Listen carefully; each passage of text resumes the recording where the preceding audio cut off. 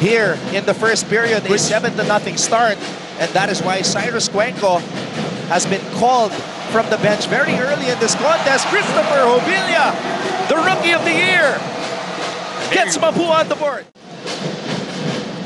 Gives it to Escamis. Playing for the final shot, possibly, here in the first period. Escamis. Tony Inon, nakaharang sa kanya. Escamis changes his mind. Mangubat for three! And the Cardinals take the lead!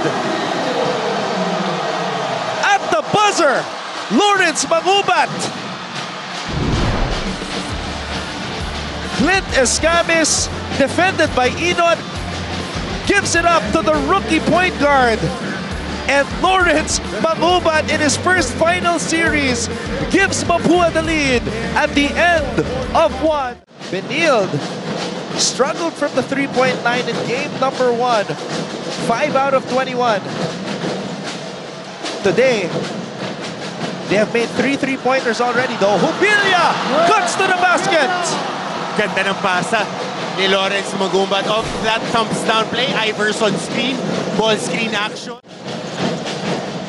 Escamis. Escamis with 13 in the game. Escamis steps back. Escamis short. Hobilia! Second servings. Christopher Hobilia with a putback. Wala, kailangan box outin mo yung Hobilia. Kasi yung mga, alam niya kung saan tatalbog yung bola. He has that nose for the basketball. It's a big deal, ha? Dahil if he is elevating those feet, baka early signs of cramps sa kabila rin. Tony Inon, ganun din yung ginagawa. Talagang bakbakan tayo dito. Recto. Mangubat for three. Lawrence Mangubat with a big-time basket. And Mapua. Ito sa 2. Bumaba sa 2. Yep, Mapua is trying to preserve Clint Escamis and keep him on the bench for as long as they can for one final push. Mangubat for three. Lawrence Mangubat! Oh my goodness! And Mapua, knowing how important a third quarter run is after their experience last year and against Letran in game number 3. Remember, ganoon na nangyari doon. Third quarter run.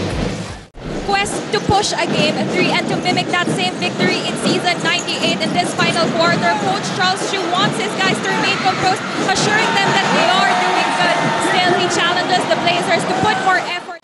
Laging may fresh legs na attacker. Tapos yung depensa nila, porsyentuhan lang. Nakaharap sila, babanggayin ka ng babanggayin. Pag nagreklamo ka, yari ka. Hobilia to Mangubat. Another one! Lawrence Mangubat! Gets it to Hobilia, who gets it to Igliane. Clint Escamis ready to return to the game. He is at the scorer's table. Hobilia. 6 on the shot clock. Hobilia pulls up! Oh my Lord! The ball is with their main man, the team captain, Clint Escamis. Mangubat, 3 to shoot. Mangubat! Hobilia!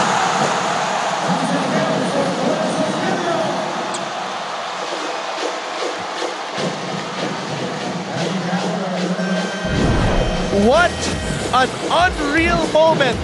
Lawrence Mangubat puts up a wild 3, but Chris Hobilia was there, and this instant replay is brought to you by EO Executive Optical. Love your eyes. And there were lazy eyes looking at Chris Hobilia. No check on the box out, and you know that Chris Hobilia